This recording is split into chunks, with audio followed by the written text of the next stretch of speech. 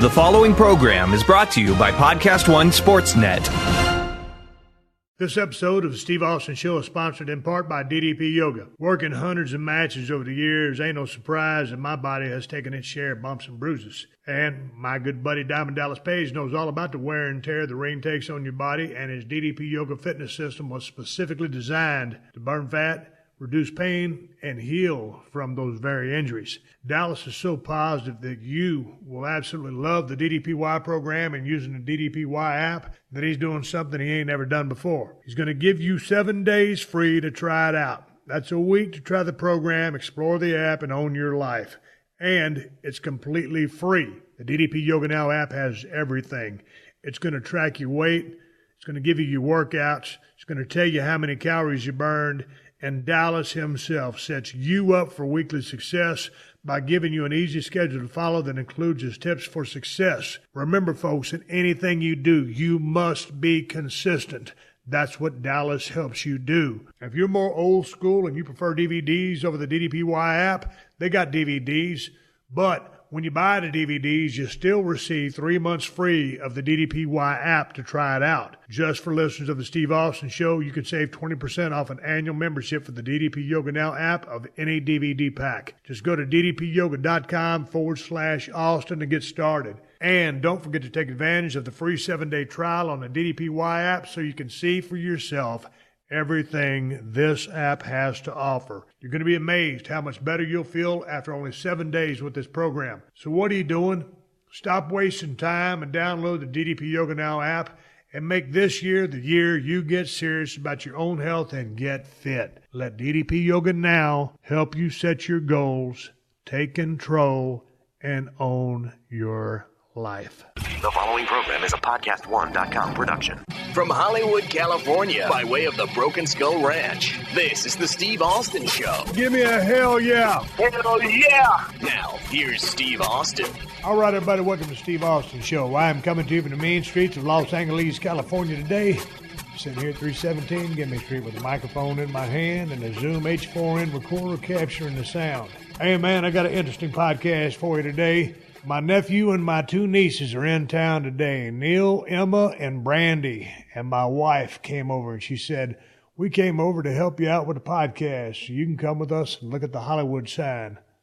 I'm being a tour guide today. I've been a tour guide for the last 4 days as they all rolled in. We made the trip up to Nevada. We actually flew Neil into Reno, picked his ass up.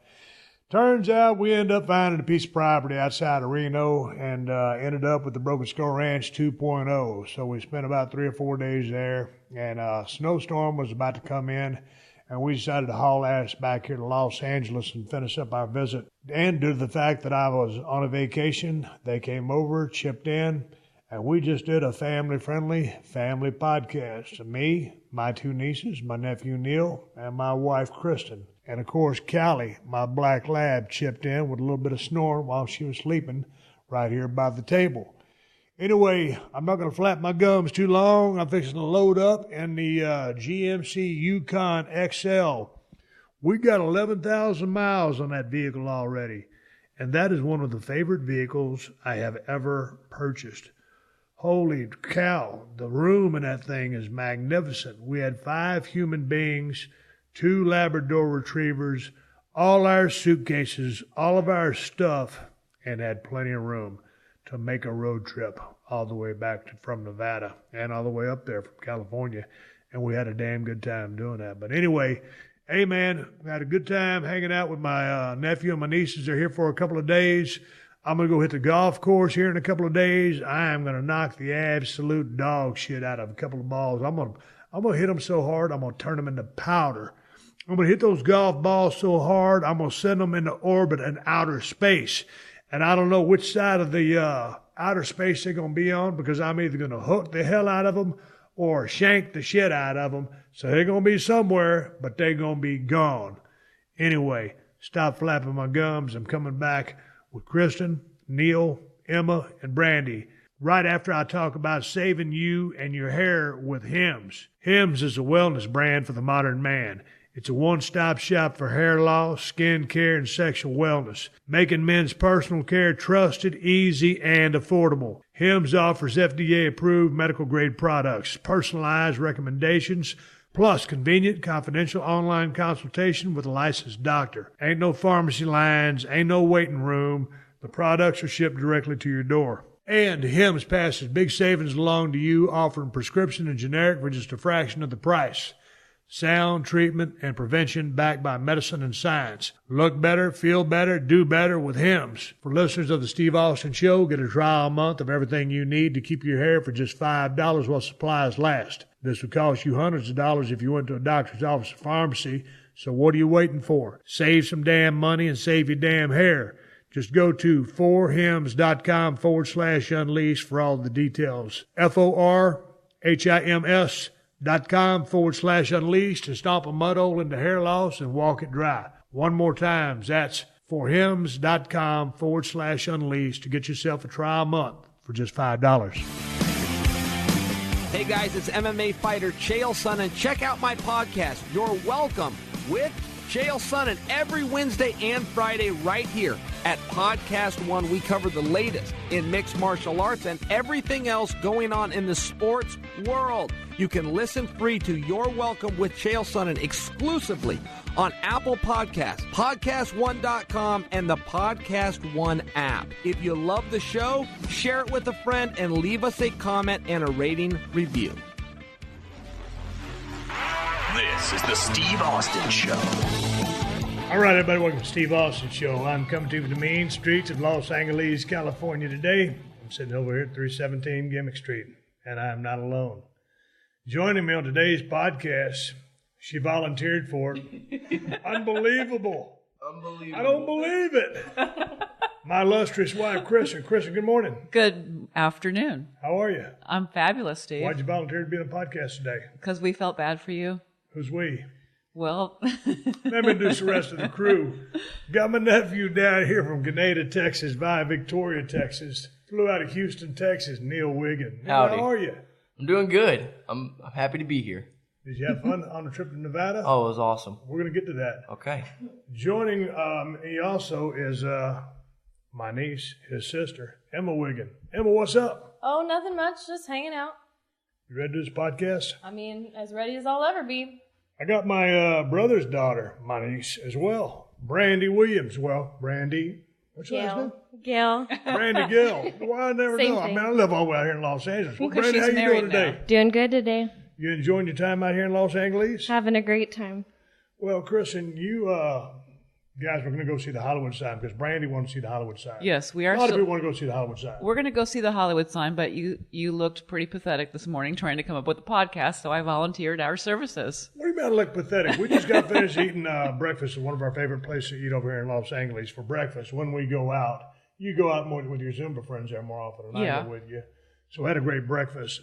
Describe to my illustrious fan base what you mean that I look pathetic. Would y'all think I look pathetic today? No. I'm wearing just regular. I'm wearing You look a Broken good. Skull t-shirt, camouflage shorts, got my hat on. How'd I look pathetic? Well, we're off to. Was I just moping around, kicking a tin can around the backyard? Define how pathetic I looked. I got to That's- understand this. You and I have been married for some 14 years. Well, been together for 14, been married about 9. I How do think look longer, pathetic? actually. How do I look pathetic? You just had this look like we're off to going having a good time, and then you had this sort of somber look about your.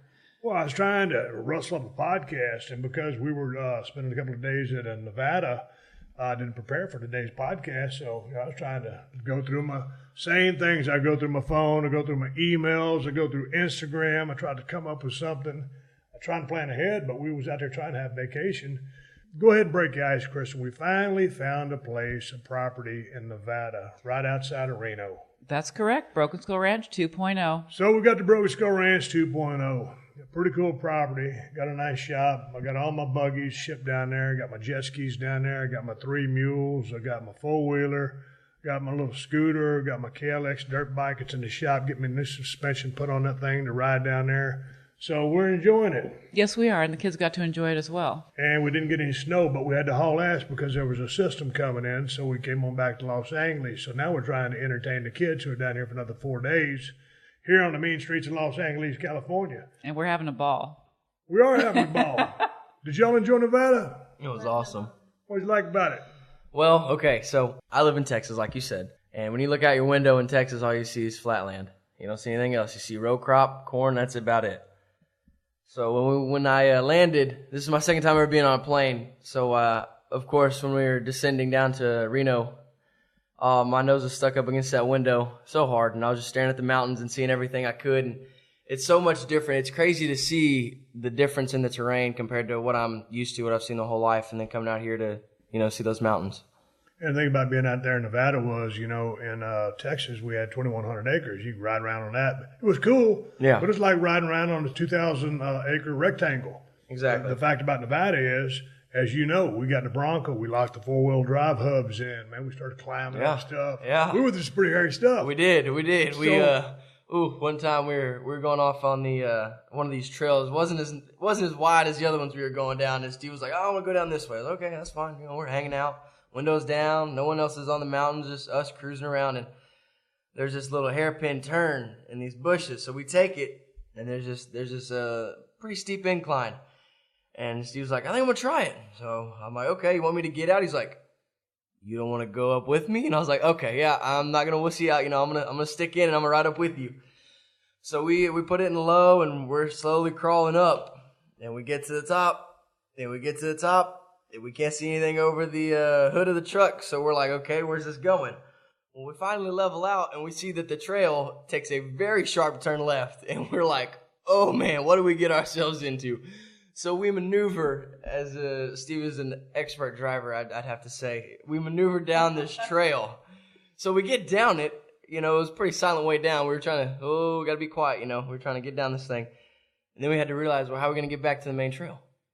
We couldn't go back up that way. There's no way for us to turn around. So we kind of cut ourselves our own trail here. We made it back, Well, we was on a path where it kind of narrows down there. You get on a lot of stuff. You can just go to, and I don't understand why there's not more people back here because I got regular suspension on my Bronco. It's not jacked up. I did have it locked in four-wheel drive, and then when I'm climbing, I put it in low.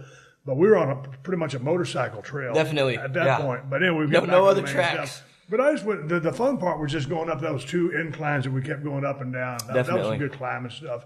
Man, I've had that Bronco for 10 years. That's the first time, the second time I've taken out there and gone four-wheel drive. And, man, you can't – those things will go just about anywhere. So I was real impressed with the performance of that thing. I was really surprised, But, dude, then you turned me on to Hoonigans. Oh, and a guy, J.R. Baldwin or whatever. B.J. Baldwin. He had the K5 Blazer. And then that thing, he's got about $350,000 wrapped up in that thing, 600 horsepower. And went over to the LBC Long Beach. Yeah. And you smarted me up to those guys. What are those guys all about? Okay, so the Hoonigans, they own a little garage in Long Beach, and they have this YouTube channel, over 1.5 million subscribers, pretty successful. And anyways, these guys, they invite these people to show up with their builds, anything. One time they had over about 1,100 horsepower Honda minivan. And this dude was ripping. Because there's a need for it. Exactly, there's a need. Okay, hold on. Before we started rolling the sound, when it came over to help me, Neil said, I was born to do this. There is a need. No. Here we go. Yes, Steve, there is a need for an 1,100 horsepower minivan. It's family transporter. I'll tell you what, if that lady's driving that thing and dropping her kids off, they ain't never going to be late to soccer, tennis, school, whatever. Exactly right. Probably she got a hard time keeping tires on that damn thing. Oh, man, yeah, that's another thing. It was a real cool channel, so you got me turned on to it. And, dude, one of the most impressive builds was, what was that? Was that a 72 Javelin that they added 6 inches to? Yeah. AMX. Mm-hmm. But, man, that thing was awesome. It was incredible. So I want to go down and check them guys out. Yeah, definitely. I want to do something like that, but I don't want to spend $350,000. But, dude, that guy put on a clinic because he's got about I don't know, how big was that area? Maybe 50 yards long? That's maybe 3 yards wide? Yeah. And he put on a clinic. He did. That's a driving son of a bitch. And he brought his full-size trophy truck, the one he tours and he rallies. Yeah, he ripped all up and down that thing. And he went up the ramp, off the side of the ramp, on the dock, off the dock. It was incredible. I was watching an interview of BJ this morning, and it said it takes him about 10 days to recover after Baja 1000, just from the beating, from the 500 to the 600-mile mark. And then by the time you get to 1,000, it takes him about 10 days to kind of decompress. So that's It's pretty insane. badass. I'd like to have something like that on the trails, but my cheap ass, I ain't going to spend that kind of money on that. And then I ain't going to take my vehicles out there and beat the hell out of them. Yeah, like exactly. that. You got to find the medium. You got to find something that you're okay with, roughing up a little bit, but you don't want to go over too much money with it. So. Emma, why don't you jump in here? You damn junior or senior at Texas A&M University? Junior. So what are you studying? I am getting a bachelor's in science in health. Where are you going to do that? The plan is to attend physician's assistant school afterwards and be a PA. Well, why Texas A&M? There's so many great colleges. University of Texas, Texas Christian University, Alabama. Methodist University, Baylor University, God, what a Texas joke. Tech University, University of North Texas State. Oh. Do you My know alma mater in every Denton, college Texas. in the state of Texas? What's up with A&M? So when I started looking at colleges when I was in high school, I was immediately drawn to Texas A&M. I'd been to their campus a couple times for different things like cheerleading and stuff like that in high school, but what I loved was the family sense that you got there and their traditions and how deeply rooted they are in their original values. They hold 6 core values, and those 6 values run everything that A&M is about. Every student organization, everything you learn in class, everything down to the Aggie ring that every student gets, and then into the Aggie network after you graduate. It's truly an atmosphere that is found nowhere else in the country, yet alone I got another 2 core college. values, beer and whiskey. There you What go. the other 4 you speak of? Oh, yeah, tequila, vodka, More etc. tequila? It's more tequila, more vodka. So what are you going to do when you graduate? Well, my plan right now is to work a year before I head on to more school. I'm needing a break, but I'm going to work for this neat little organization called the Global Health Corps, started by one of the Bush daughters, actually. But they send young professionals like myself who've recently graduated school, and they send us to some pretty remote areas across the world to just serve in whatever capacity we can in the healthcare field. So providing health education, on-hand clinical practices, whatever they need, that's what we provide. So Yeah, but you also do a lot of work, as does Neil, with some of these kids that aren't so fortunate. Talk about some of that. yeah. So I work a lot with children with special needs. Both my brother and I have had the privilege of working at a summer camp in Texas that specializes in working with kids with special needs, and I've had the privilege of being a private caretaker for a young boy in College Station who suffers from cerebral palsy. So he's wheelchair bound, and he's got 100% hearing loss, completely deaf in both ears. So I would take care of him after school. We go hang out at the park, do some physical therapy, stuff like that. I mean, Neil and I both, we just have a huge, huge hole in our heart for kids, especially those with special needs. Man, they're just so awesome. What originally got you involved in doing that, or your interest in doing that, or the compassion for it? Really, I've always loved kids, and especially as, a young high school girl, your job options are pretty limited. I started babysitting a lot, and I loved being around kids. I love the innocence that they see the world in. I just think that seeing the world through their eyes is really valuable. And so I was in high school and summer was approaching, and I just really thought, like, man, I want to do something valuable with my time. I don't want to sit around and sleep in all day and just waste some valuable months of my life when I could do something worthwhile. And so I do it all the time. You've earned it. You're older than me. Boy, that was a polite shot. Wow. Go ahead. I'm Southern. I have manners. No, so I knew a kid that I had known from grade school. His mom ran this camp, and I knew that she did. So I reached out to him, got her email address, and said, hey, if you have any kind of volunteer opportunities, you need me once a week, every day, like, I just want to help. And she said that she had one available spot for a counselor position at this summer camp. And so I applied, and I ended up getting it. And that's how the story goes. I spent 3 years there. My last year, I was a head counselor. So I trained the rest of our counselors as well as our counselor and training staff. And it's a phenomenal place, man. These kids get to come, and for 7 days, they're just kids. They're not the kid with Down syndrome or the kid in the wheelchair. They're just kids. Our motto at the camp is having a difference doesn't make a difference. And we really live that to heart. I mean, these kids are all together. It teaches them both that they're worthy of having a fun time just as other kids do, but also tolerance of other kids with special needs. Because they're all mixed together. It's not categorized by diagnoses or anything like that. And so, man, it is just a phenomenal place. And some beautiful things happen there. These kids are they've changed my life infinitely. I could talk all day about Well, them. shifting gears back to Nevada, one of the highlights, it seems, of your trip over there was a trip to a rock shop. Oh, baby. The rock garden. That's all I heard about was a rock garden. I'm telling you, I've never had experience with rocks like this before, but I feel like my life has taken a shift for the better. When I landed, they came and picked me up at the airport. I flew in a couple days after my sister and my cousin Brandy, and got in the car, and Emma starts going on about these rocks. So I'm thinking, okay, what does this place look like? I started envisioning this shop. It's kind of a pop-up kind of shop going on. There's a sketchy woman running it with a couple of rocks here and there. Sketchy. Yeah. No. Define sketchy, because Okay. Emma's not going to jump on the fence here. Well, I'm this ready. is before I met anyone. I'm just kind of making prejudiced, biased opinions already. Sketchy. Okay, the definition of sketchy is worrying. I mean, yeah, sketchy is not trustful. Sketchy It's out here on the shady. streets of L.A. is- Yeah. You better watch that cat. Yeah.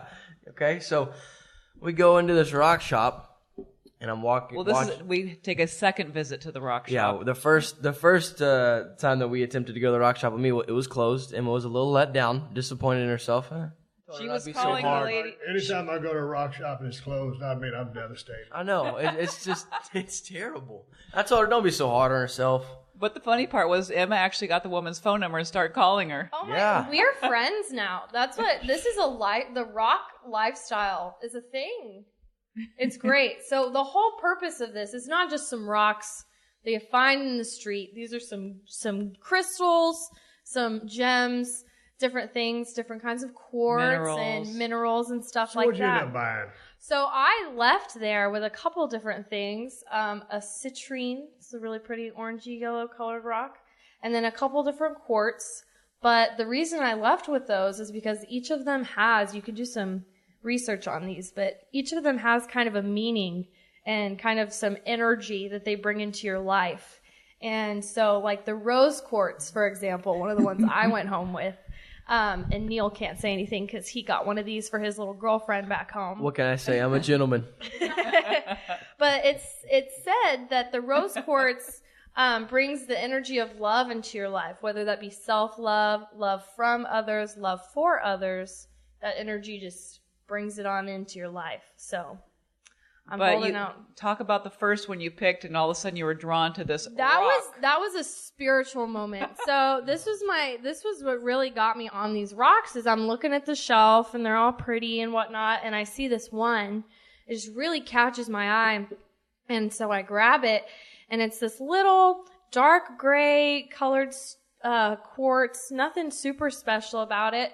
And so I go and I ask this shop owner, this lady that's become my new best friend, I ask her, he said, what is this? What does it mean? And she said it's what's called an celestial quartz, which I'll let you do your own research about it. But the bottom line is that it carries information and only comes into your life to share that information to you from the higher realms. Now, the exact definition of higher realms, I'm not sure, but it sounded pretty neat. And I felt honored that rock, to quote the garden lady, called me to pick it. Pretty good sales pitch you put on you. She did. I'm Wow. really not fully convinced if these rocks really have energy or if I just got bamboozled. But I bought into it, man, and I was really excited about these rocks. And we have made 3 trips to the rock garden. 3. Whole 3 trips. Chris, did you pick anything up? I did see a rock that I liked. I picked it up. And the interesting thing is, the next day when we went there again, you picked up the same rock. Yeah, I know. When I asked how much that rock cost, the lady said $350. That's He dropped it. $350. I said, shit. I see a lot of things in my future, but I don't see a rock that costs $350. So I put the rock gently back on the shelf and said, thank you for letting me look at the $350 rock. From Palmdale, California. From California. Got the damn rock. I said, where's this rock from? I expect her to say someplace from out of country, out of state, anywhere. And she said, California. I ain't paying no $350 for a rock, California. I live in California. California's expensive. Rocks are Hey, expensive I too. can go out. I can go out to Broken Skull Ranch. It's like that piece of damn quartz I got on the windowsill over. Didn't that come from Broken Skull Ranch compound in Agua Dulce? I think I Yes, threw it it away. did. Yeah, no, that came from the original Broken Skull Ranch. I did? Yeah. We still got it? I wonder if that lady want to buy it from me. Try and sell it to her, you pawn could it try to off. sell it, yeah. Hey, what'd you guys, we decided when we went to Nevada, we had to go do something. Normally me and Kristen don't do much because we just got the place and we're still trying to get settled in, get our furniture, get our services turned on. I bought all the furniture on Amazon. Bought all the furniture on Amazon. Last time we was there, we put together 4 damn beds. Tried to get my shop lined out. I ain't got a shop lined out yet. I got a little bit of a gym set up going. But we figured we had to take the kids to go do something. Yeah. So, man, I'm the worst tour guide in the business. Right here in Los Angeles, we're fixing to go take them to see the Hollywood sign. And we had to get them out, so we decided to go to Virginia City. Virginia City is where the Comstock load was from. You know, one of the biggest, what did you say, the Comstock load financed the Civil War? Yes, it did. Yes. I was not aware of that fact.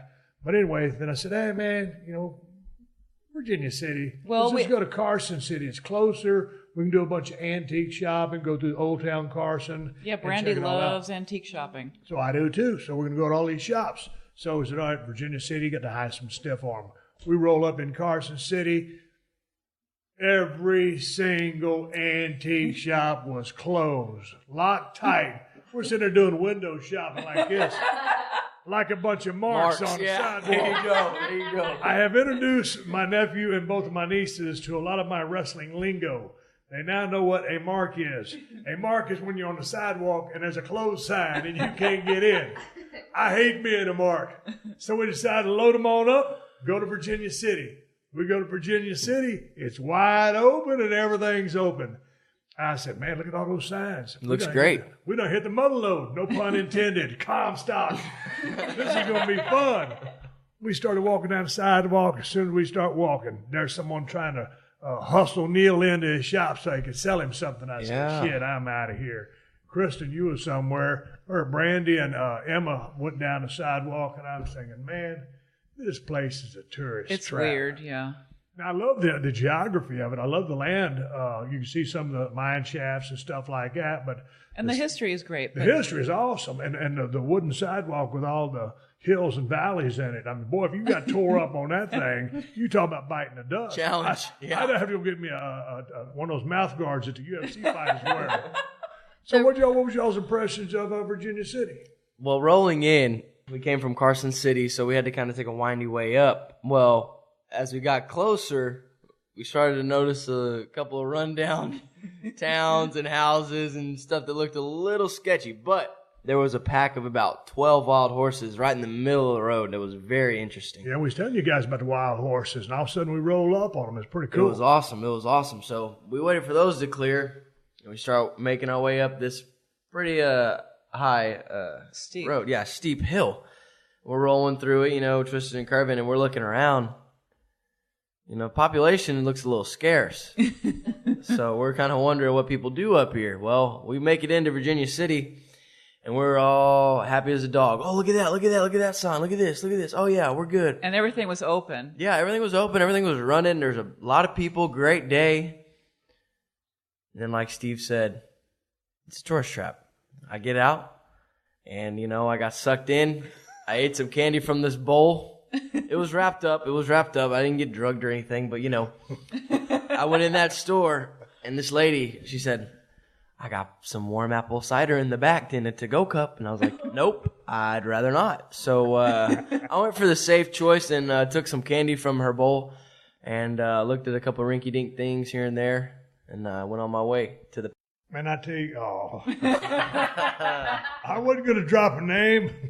Man, we went in there and ordered a round of drinks, and the lady brings up all the drinks. She goes, everybody ordered iced tea except Brandy. You got a Coke? Diet Dr. Pepper. Diet Dr. Pepper. And the lady comes up, it's a different lady. She goes, all right, who's the one that didn't order iced tea? So she slid that thing across the table. She dropped everybody else's iced tea on, and here was the telltale sign that I knew we were about to be had. I'll never let this happen again. There was about a 1/4-inch layer of ice in our iced tea. And I was livid. I'm thinking, really? We're going to cut back on the overhead on our ice? There's way more ways to save money than shave the ice off the top of a drink. And then all of a sudden we got 5 straws and she just throws them down on the table. I'm thinking, dang, someone's having a bad day. We order the food, and then the service there was just not great. I'll say that. What did you think about service, Kristen? I don't want to shit all over these people, but Don't listen to my wife cuss on the podcast. I'm not trying to shit on them either, but I mean, it just wasn't all that. it wasn't all that. And we were just done at that point. We'd already, been turned down in Carson City, and we're trying to make, as you would say, chicken salad out of chicken shit by going to Virginia City and showing the kids around. And we were over it. There was one shining star in Virginia City. I'll say. What was the shining star? Tell us. St. Mary in the Mountains, in this really weird tourist trap of a town. There's a beautiful cathedral, and it's St. Mary in the Mountains, and it is a gorgeous, gorgeous church. The architecture was phenomenal. Looked at it over this little viewpoint down that little main drag, and it was a beautiful church. Stuck out like a sore thumb in the middle of all that, all the other things. But it was one shining moment. That was a beautiful cathedral just out there randomly in the middle of the mountains. It was really cool. It is kind of random because you feel like you're in a movie set when you're in Virginia City. 'Cause Exactly. It's like the Old West. Yeah. So it's just kind of a weird feeling. So then Kristen gets on the iPhone and says, hey, man, the weather's going to take a change, and we need to get our ass back to L.A. because it's fixing to come ice and snowstorm. Yep. So we left a couple of days earlier than we were going to. Coming on the way back, we stopped in Bishop, California. We always stop in Bishop, California to go to the Shots Bakery to get some get the hot pastrami sandwich if you ever go over there, and then get you a bunch of glazed donuts, some apple fritter, and a cinnamon roll. Well, you just started adding the donuts into our trip. We've never done the donuts. We've only just done sandwiches. Yeah, man, Neil, talk about some love for that 1955 Chevrolet Cameo pickup truck. Oh, my goodness. Ground up, frame off, restoration. Yeah. The restoration costed $83 large. They were selling it for $72,000, and that thing was in pristine gorgeous condition. We pull up to this bakery. Mind you, we look like the Griswolds, okay? Packed up in the back with suitcases and 2 dogs, and all of us crammed in there like some sardines. We finally get out, stretch our legs, and me and Steve are over here looking at this truck like we'd never seen one before. But that Chevy was gorgeous. I mean, it was just the red interior, the old, big, large, over the large steering wheel on it that it had looked like it was a piece of a boat. It's just how they were built back in the day, and the bumpers were just chrome and gorgeous, and everything about that truck was pristine. Got a 265 V8, a 3-speed on the column, white paint job.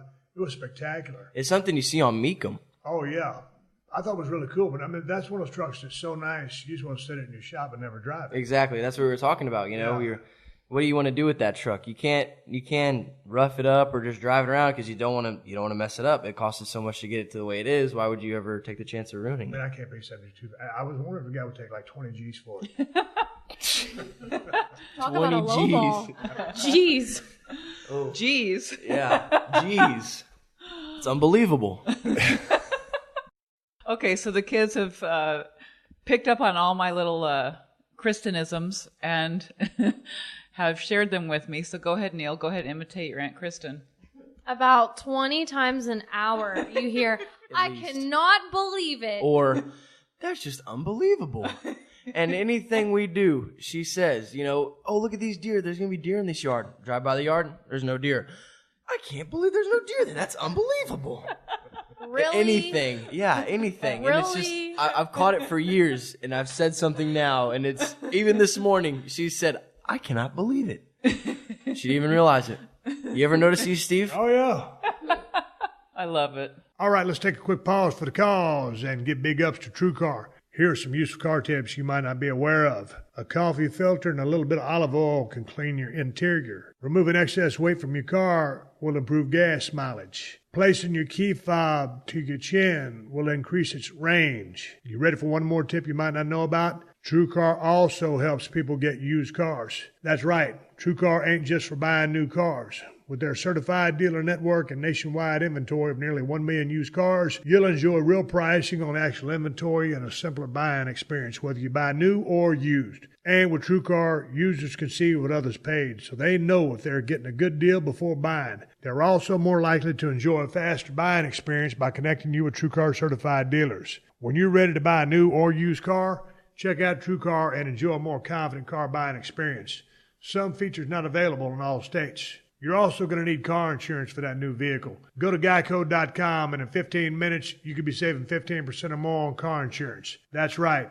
Save hundreds of dollars on car insurance at geico.com. Extra money in your pocket? it may just be the most rewarding thing you do today. Hey everyone, I'm Wade Keller, and it's WrestleMania season. So be sure to subscribe to the Wade Keller Pro Wrestling Podcast here at Podcast One. I produce 2 new shows each week. Every Thursday on our flagship show, I'm joined by a co-host from the wrestling journalism field to talk about the hot topics in WWE and elsewhere. Every Friday, I'm joined by a guest who has worked in the wrestling business, including ex-WWE creative team members like Kevin Eck, talking about Drew McIntyre. Drew was a young guy, and did it go to his head, and did he walk around like he was the chosen one? He did. And I was frank with him. And I said, Drew, just so you know, this is how they view you. And Podcast One's own Christian Harloff, talking about his days working for WWE and Vince McMahon specifically. As far as the perception of him, I mean, he's the king. He walks in and it's just, you can feel it. I mean, if the Force was real, you would feel the Force powering into the room when he enters. And pro wrestlers, including NWA World Heavyweight Champion Nick Aldis, also known as Magnus, talking about the challenges facing Ronda Rousey as she transitions from MMA to WWE. I'm sure if you asked Ronda, she'd probably say that this moment is the result of hundreds of people's work, meticulous preparation and planning and timing and everything, and now suddenly it's like, go! And that can be very overwhelming. Just search Wade Keller on Apple Podcasts or on the Podcast One app or anywhere else you listen to podcasts. Hey man, if you ever felt uncomfortable on a job site, like if you're a pro wrestler and you're headed down to the ring and open up a can of whoop ass, but you put your vest on inside out, or if you're down at the mat looking up at the lights and the referee says 1, 2, 3, that's awkward, right? If this kind of stuff happens on the job site, work can be uncomfortable. So at least get work gear that is comfortable. Timberland Pro makes shirts, pants, and boots for all kinds of jobs and all kinds of weather, so you can do your best work day in and day out. Head to toe, Timberland Pro, not uncomfortable. This is the Steve Austin Show. All right, we're over here flapping our gums. Brandy over here drinking a Michelob Ultra Light. You've been kind of quiet, Brandy. What do you think about Nevada, the trip back? How are you enjoying your time out here? Because you're so busy. You got, Wyatt, your son is 3.5 years old? Almost 4, 3.5. And your son's, your husband's working in the oil field? In Portland, Texas. He works at a steel company. So it's your first time to venture out this way. You having a good time? What do you think Having about a great time. I love Nevada, waking up, fresh air, beautiful scenery. It's been amazing. What about California? Is there too much traffic going on over here for you? Too much traffic for me, but it's a beautiful place as well. The weather's cool, but other than that, there's too many people. If you get on the road and you drive around about 6 a.m. before everybody gets on the road, it's a great place to live. But then everybody wakes up, and then they go to work. And it seems like every time you get on the highway, like the 405, we could be out there like, well, right now, 12:20 or 2 p.m., and all of a sudden that damn thing would just be slam, bang, traffic jam. And I'm like, what is going on?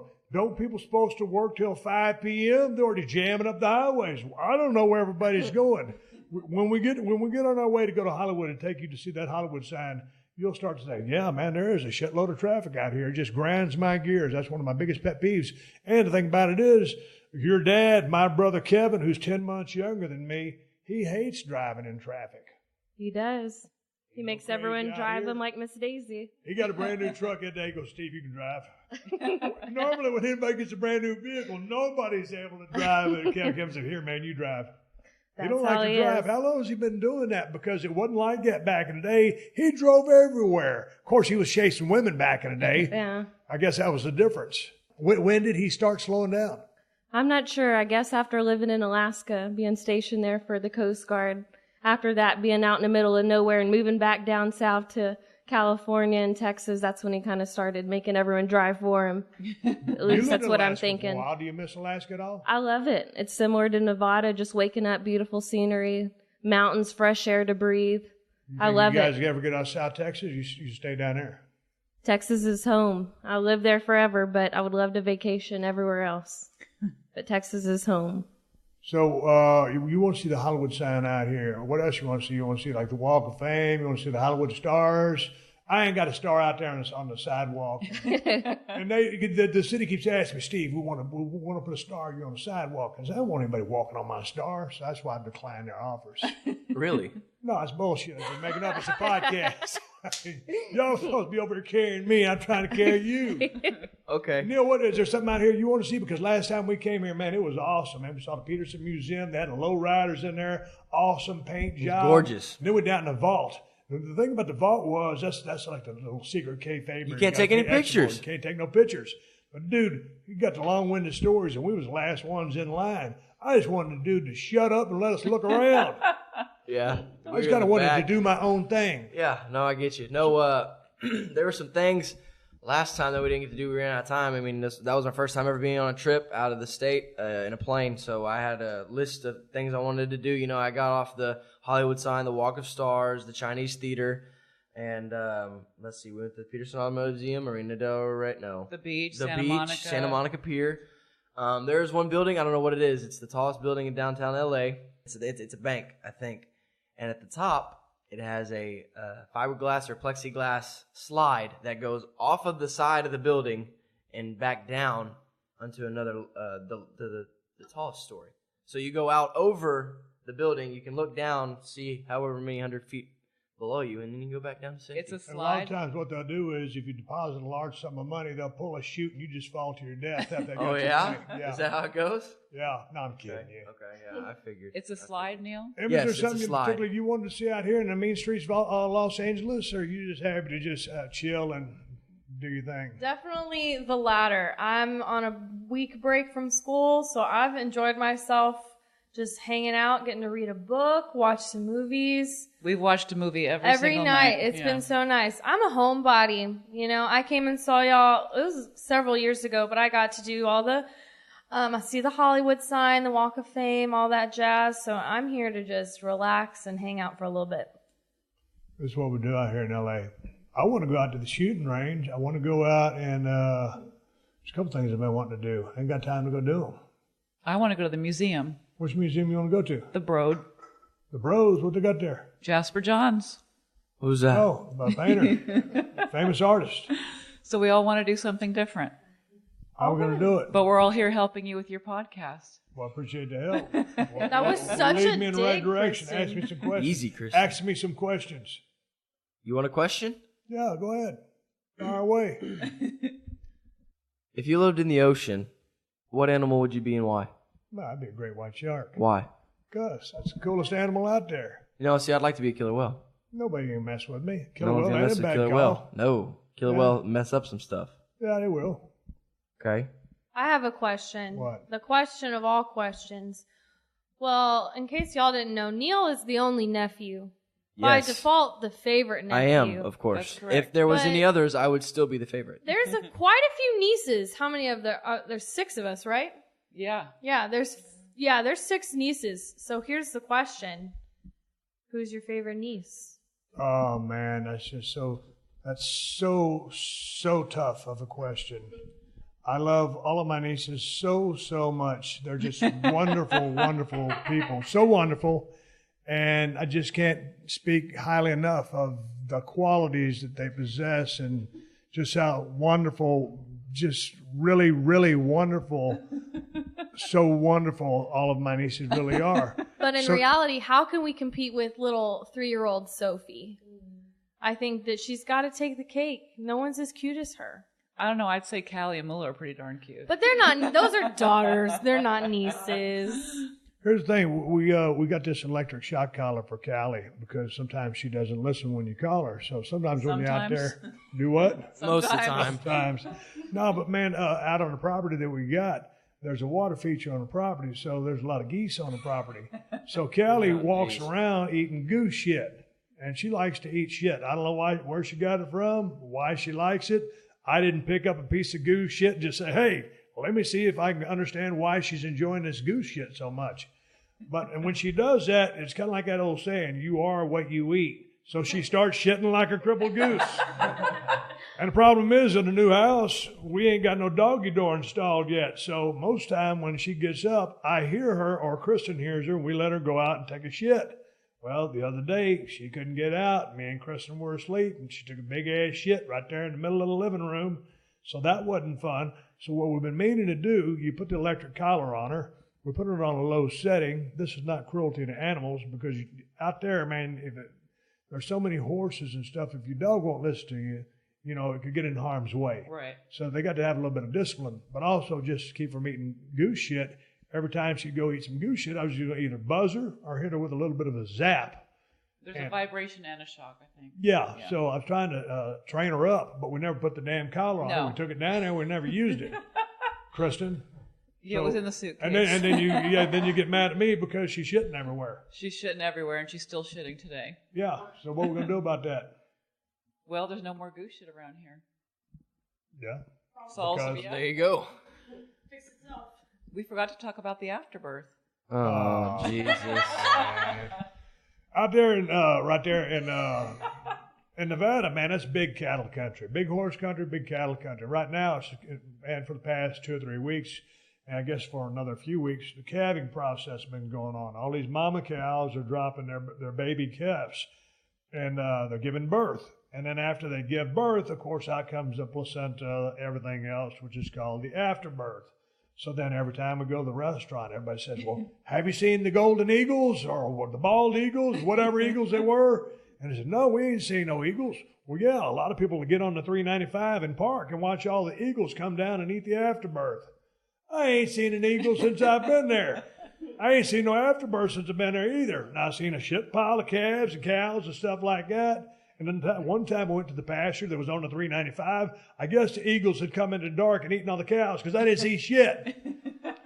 So they keep bragging about these eagles and afterbirths and all the tourists out there with binoculars, and ain't nothing happened yet. I've been a little bit disappointed, and I think someone had been trying to, I don't know, I think they're pulling my leg. I've never seen Kristen more excited than when she was telling us that we were going to the notorious spot for watching the eagles pick up the afterbirth. So we're driving back to, the ranch, and I'm sitting in the front with Steve, and Kristen sat in the back. So we're going along. She's with the girls. I'm up here with Steve, and they're talking about the afterbirth. And about 5 minutes goes by, and I say, look, an eagle. And they're thinking they're going after the afterbirth. And man, if Kristen did not break her neck trying to turn around and look in that field, it cracked. I heard a pop.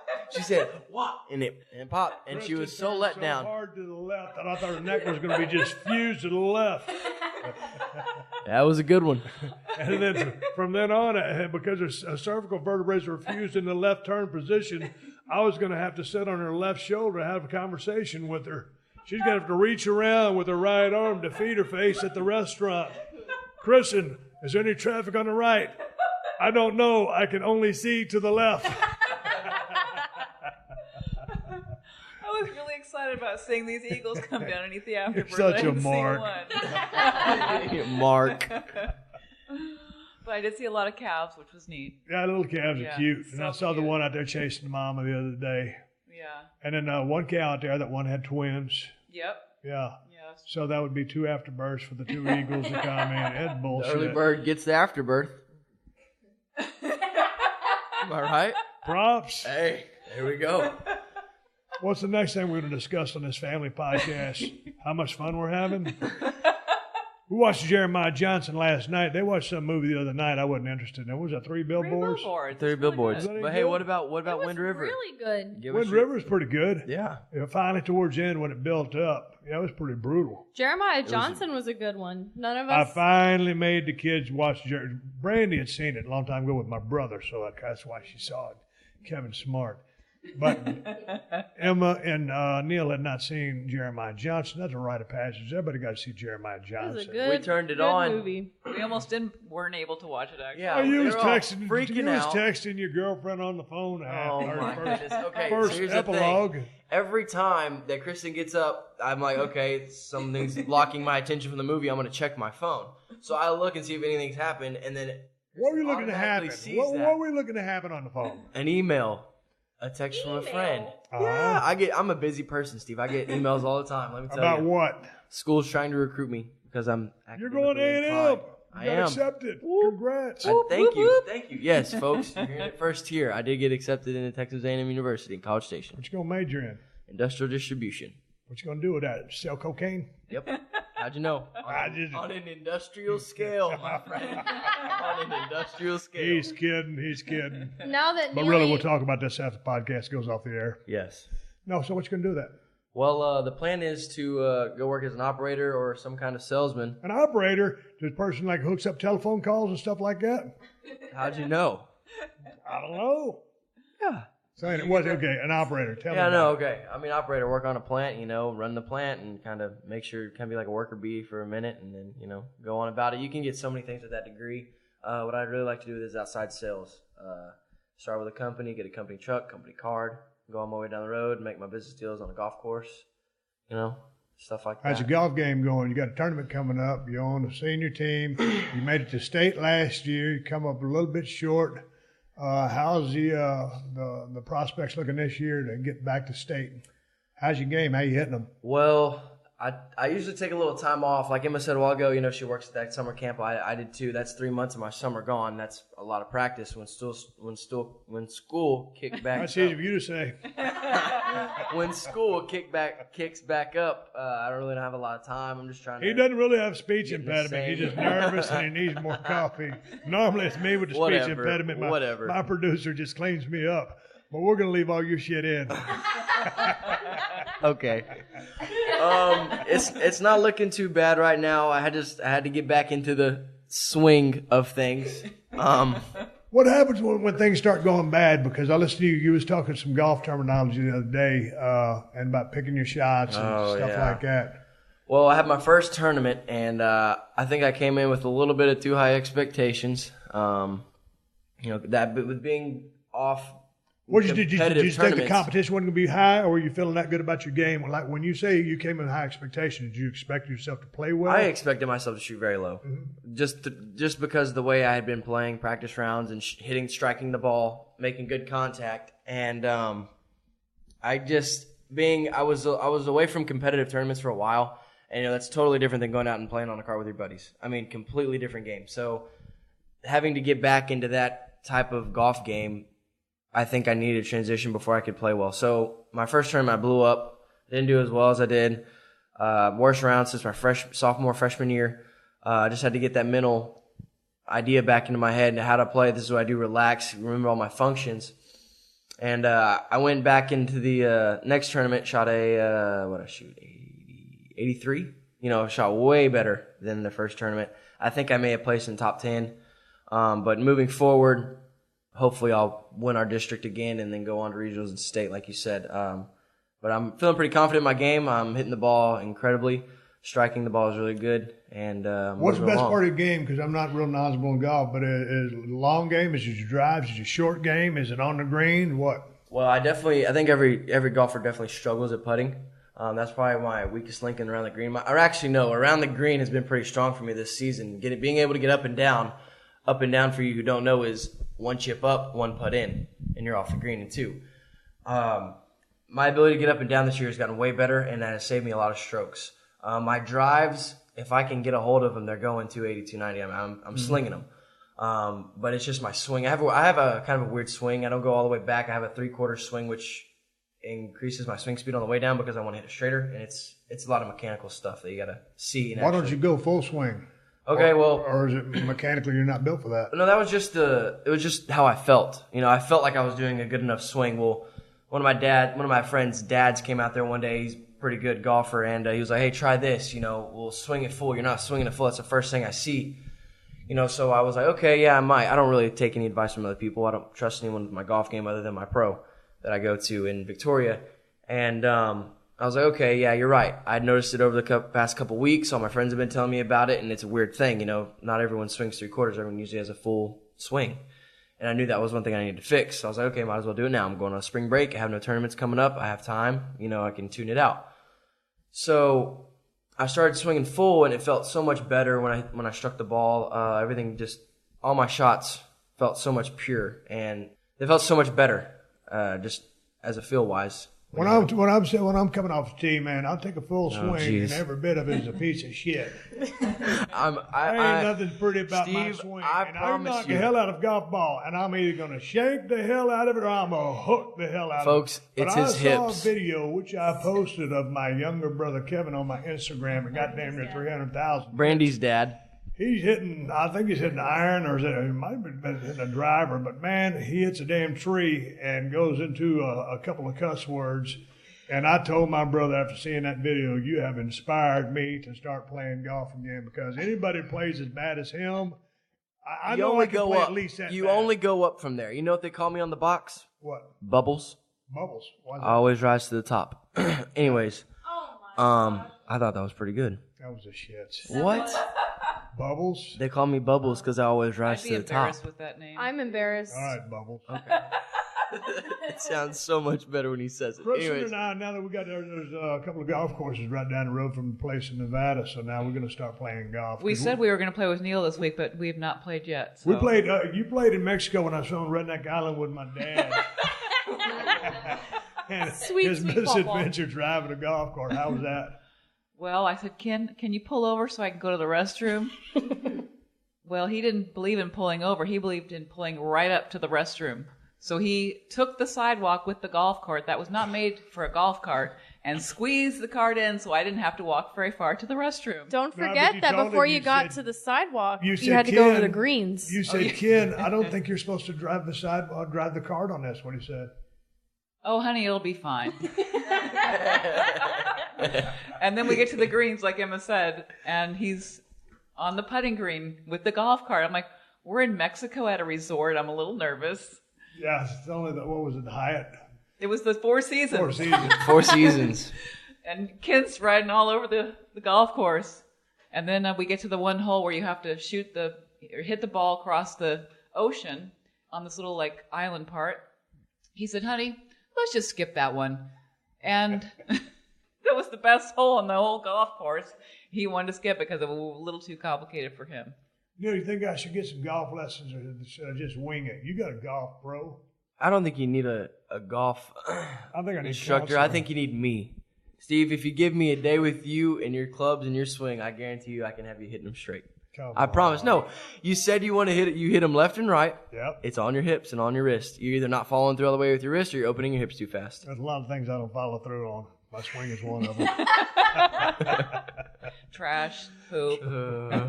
Man. My wife can sit there and get a laundry list of things I don't follow up on. I've been doing pretty good though, right? Yes. Were you happy with the driving performance I turned in on the way to Nevada and on the way back to California? No. I was happy with the end result, and that was getting to the destination safely, but I was not content with the speed limit. I will go 90. I think 94 was the top speed I hit. And she'd say, Steve, you're going 93. I didn't know. He looks down at the speedometer, or he'll say, I know. I think I was the only one noticing the speed. Oh, no, I Well, I was. think everybody else is happy to be hauling ass and going Yeah, home. definitely. I wanted to be out of the was Denali, asleep for packed a up like the solid Griswolds. I 90% wanted to of the go. drive. What's that? I was asleep for a solid 90% of the drive, so I didn't I care don't know how how you fast sleep you so were much. going. I have no idea how was- she sleeps in cars. Until I opened up the trivia game. Oh, yeah. Oh, we had us a nice round of car trivia. You crushed us on the movie trivia. I did. Me and Neil about 50-50 on car trivia. But then I get mad when I lose because I'm a sore loser, especially when I'm getting my ass kicked by a 21-year-old. I should know these answers. I don't know. I couldn't remember none of them. Hey, movie trivia, man. I wish we'd put some money on it. I would have You did pretty cleaned good on the shop general with that. stuff, too. Oh, yeah. My brain is full of useless information. What do y'all do for kicks over at Texas A&M University? Well, it depends on the time of the year. Most of the time in the fall, every Saturday is Aggie football, and there is absolutely nothing in the world like Well, Aggie tell me football. your thoughts on the Jimbo Fisher hire. You know, I was a Sumlin fan, so I was sad to see him go, especially when you think before Sumlin, our seasons were looking like 12-2, 12-1 sometimes. I mean, and then Sumlin took us to an average of about 8-5. So I was happy with that, and I was sad to see him go. But I think Jimbo's going to do great things. I'm excited to see what he does with our program. Very interested to see, since we just hired him, what he's going to do this upcoming season, because we've got some pretty tough competition in our first couple of games. So We go Clemson, Bama, back to back. It's going to be a rough one, but So- if anyone can do it, our boys can. We will see. Now, along with Jimbo, we've hired a bunch of pretty high-powered people from, I know, Memphis. We got an offensive coordinator from Memphis, I believe, and some other good, solid coaches. I don't think this year will be as hot as the upcoming years. I say in 3 or 4 years we're going to This make is definitely a playoff run. growth year. So what do you think about Tom Herman going into second year at University of Texas? I don't know. I just don't pay any attention to UT. They're not worth TU. They're not worth my time, man. TU. Well, where's all the hate for the burnt orange? Austin is my Let me hometown. Let me tell you something. They're a joke. It's a gag. TU is a gag. Jesus Christ on a popsicle stick. University of Texas Longhorns. A joke, a gag. They are a gag. I wouldn't go that far. Let me tell you. Okay, I'm not gonna. What a brutal crowd we got. They're not the worst. I mean, I guess, but compared to Texas A&M, man, there's just no competition. That is just a rivalry unparalleled to anything. There have been petitions and riots for them to bring back the rivalry game because that is such a huge part of the culture of both schools. And we still play them in other sports outside of football, but nothing can beat that original football rivalry. So we just want them back so we can whoop them again. Damn. Bloodthirsty. Wow. Hey, Kristen, we were spooling up the other day, getting ready to come back to L.A., and every time we pack up from Nevada, we ended up, we actually got that place in December. We kept it on the DL. Yep. A lot of things going on. And every time we leave there, I don't want to leave because I'd rather be over there in the middle of nowhere than on the mean streets of Los Angeles. I agree. How are you feeling about making our transition full-time and making that our full-time place and maybe this kind of second place? I'm good with that. I found a Zumba class. So what do you think about what do you dig about being out there? It is like what Brandy was saying. It's just stunning. The mountains are beautiful. The snow, the different changes in the weather. You get 4 seasons out there. You're happy out there because you get to go ride your 4-wheeler on all the public land, and my family is out there obviously, and I really enjoy it out there. I love all the little antique stores, the main streets in these little towns that you go through. Genoa, Carson City, Reno, Spanish Springs, all those little cities. I really enjoy it. Well, I like being out there just because it's so damn peaceful. You ain't got no ambulances, no sirens, no helicopters, nothing like that. Like I said, man, I can jump on my 4-wheeler and put on my trailer, and I got 50 miles of trails to ride in. And the dogs love it. Oh, the dogs love it because we've got a big-ass yard or pasture that you can use the ball thrower, and they got the Callie can actually sprint 80 yards rather than 15 in our front yard.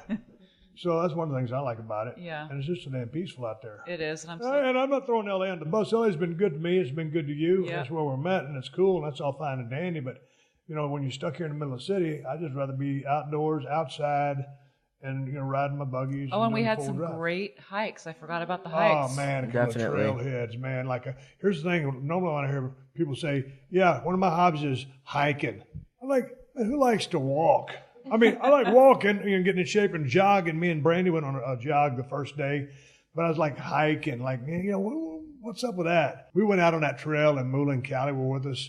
And man, that was amazing. It was. And then y'all went to the different trailhead the next day. Yeah, it was elevated. Time on that, you broke my walking stick. I had that walking stick for 8 years. Neil says, let me tell you. Borrow your walking stick? Go ahead, tell me what happened. Okay, all right. So, like you said, the way I heard it, you almost fell off a cliff, and my walking stick saved you before you snapped the last 10 inches off of it. Not even remotely true. No. Okay. Before she throws me under the bus, let me get my story straight. And don't mix in the part that there was a mountain lion chasing y'all. Okay. Because then I'm really going to call bullshit. Okay. So, we're packing up for this hike. It's going to be a little longer than the one we did the day before with everyone. Me and him are going to go out and spoil a little bit for ourselves. And I think the highest elevation we're going to get to is 5,500 feet. So pretty good hike. Coming from, 300, 400 up? No, we're 4,750. Okay. So, anyways, we're going up. Great going along. Great hike. We're going down. Nothing's happened.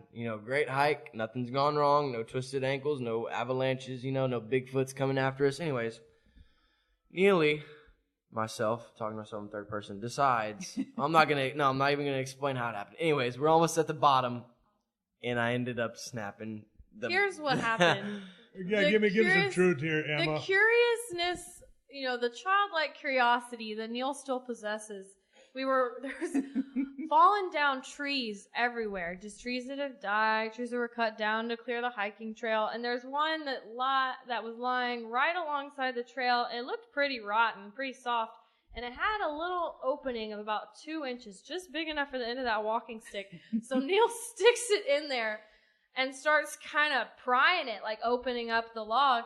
And in my head, I was like, oh, you better stop that. It's going to snap. And right when I thought about saying that to Neil, snap. It happened. Like a shot through the hills. I mean, it was the loudest crack of a stick I've ever heard in my life. But that son of a gun snapped like a pencil. It stood no chance. Yeah, it did. It was a really light stick, kind of. I thought you said that it saved your life if you was about to tumble off the side of a cliff. Well, I was laughing so hard. He was very That's my worried. favorite walking Neil stick. was so picked up upset. at the He felt so Balmery bad. State Park. I feel terrible, Next Steve. time I you told pass you. by the Balmery State Park, I expect you to go in there, buy me the exact walking stick, and bring it to me. It had a longhorn on the end of it. You couldn't have been that attached. And also, it was kind of light, Steve. I mean, it wasn't heavy duty. It wasn't a real stick. And when I broke it, a bunch of powder came out. Yeah, I'm pretty I don't sure know that if you're was trapping cocaine up and down the mountains, but there was a bunch of powder in there. Termites. Termites. You had a stick with Yeah, termites? did you see the termite sticker? You kept that Yeah, I in had your that thing house. tinted. You're kidding. Yeah, I am kidding. I know you are. So you owe me a walking stick. Okay. And same length. Don't jip me and give want me the a leather damn, strap it I don't had, want a too? cane. I want a walking Well, stick. he still has it, folks. The only thing that's off of it is about 7 inches off the bottom, but it is split all the Don't way have up. the same Never leverage. mind. I used to hold it just like that. It's Just like if I this was now. if I give that to a little person, it'll be fine and dandy. Perfect. Yeah, but not for me.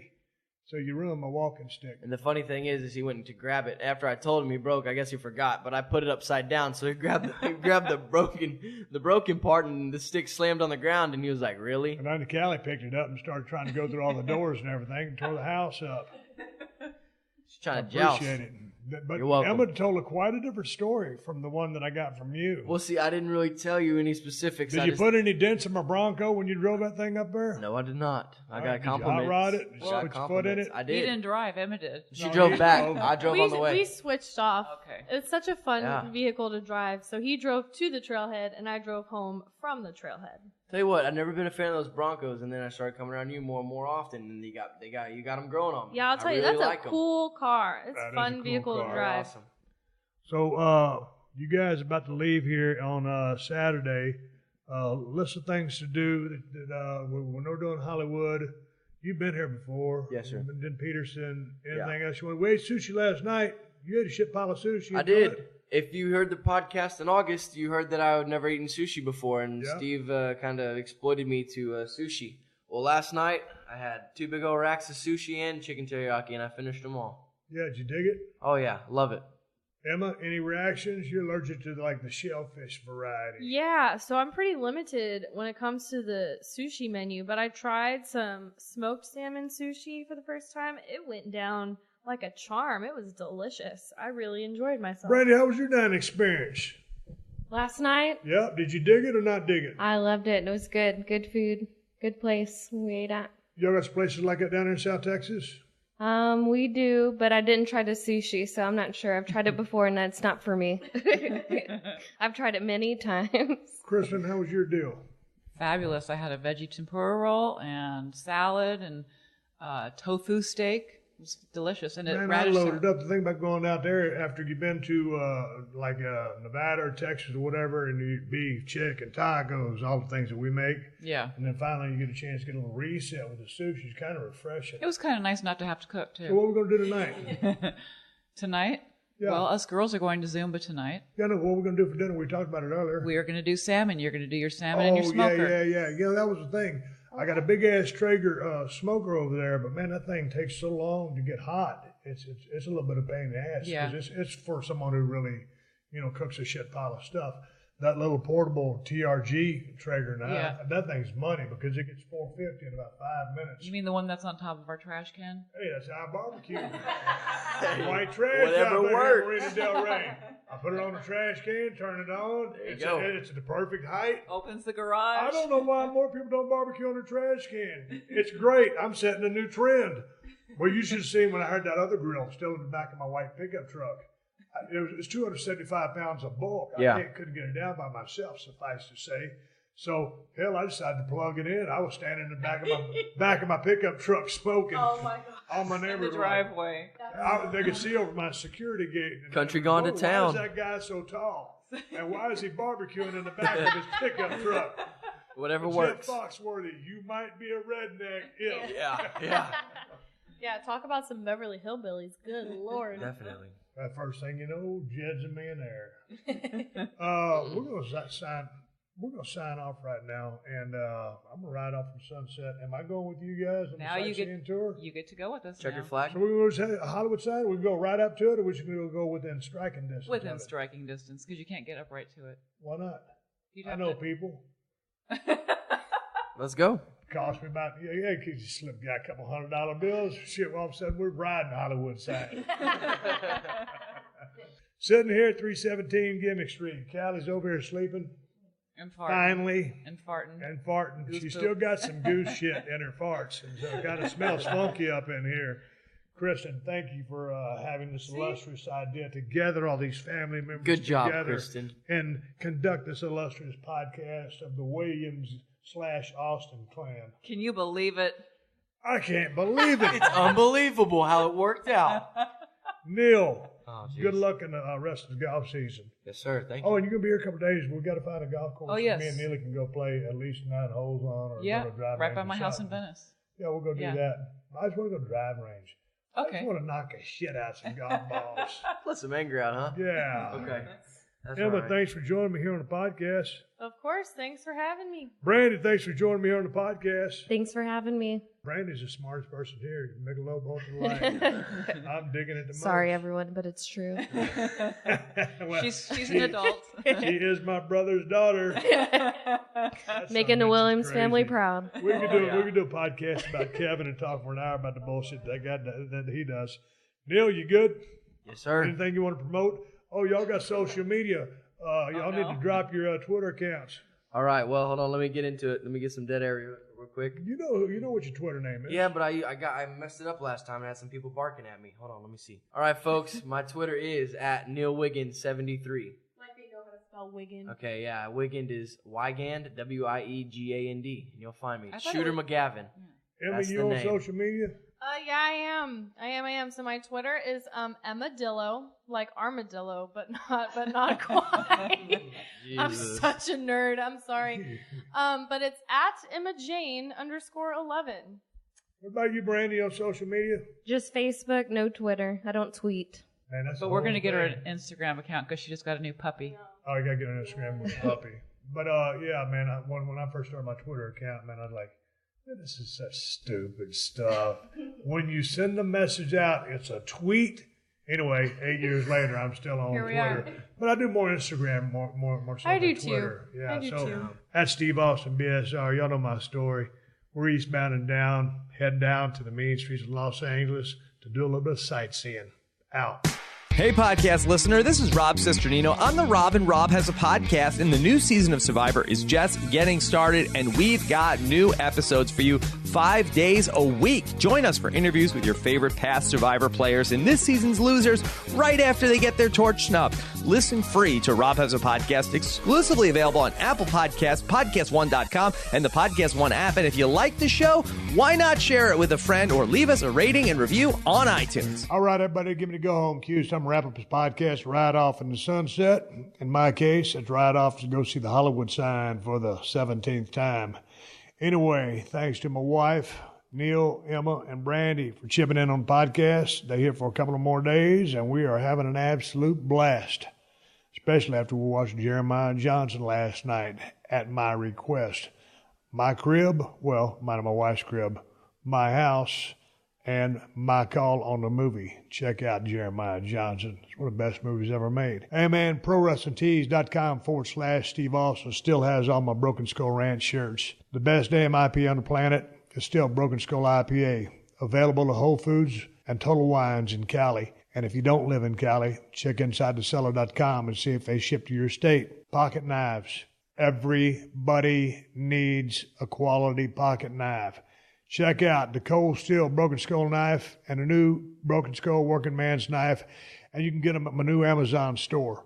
Amazon has the best price on both knives. Just go to Amazon.com/shop/Steve Austin. And I want to say thank you very much to all the fine sponsors of the Steve Austin Show. That's how I'm able to do this podcast for you twice a week for free. And you can find all my sponsors at PodcastOne.com. Just click on the Killer Deals button at the top of the page and then click on the Steve Austin Show banner. And speaking of Podcast One, the new Podcast One app is now available for download at the App Store or Google Play. There ain't another podcast app like this one anywhere, and that's because the new Podcast One app is loaded with some cool-ass features that let you do a lot more than just listen to your favorite shows. You can access behind-the-scenes photos, articles, and connect with other fans of the shows you like. Watch over 1,000 360 virtual reality videos, and you can actually watch some of your favorite shows in virtual reality. It's like you're sitting right in the same room with them. So get to the App Store or Google Play and download the new Podcast One app now. Folks, I'm on social media. Twitter and Instagram at Steve Austin BSR. Folks, until next time, my name is Steve Austin, and I will catch your ass down the road. This has been a Podcast One production. Download new episodes of The Steve Austin Show every Tuesday at PodcastOne.com. That's PodcastOne.com.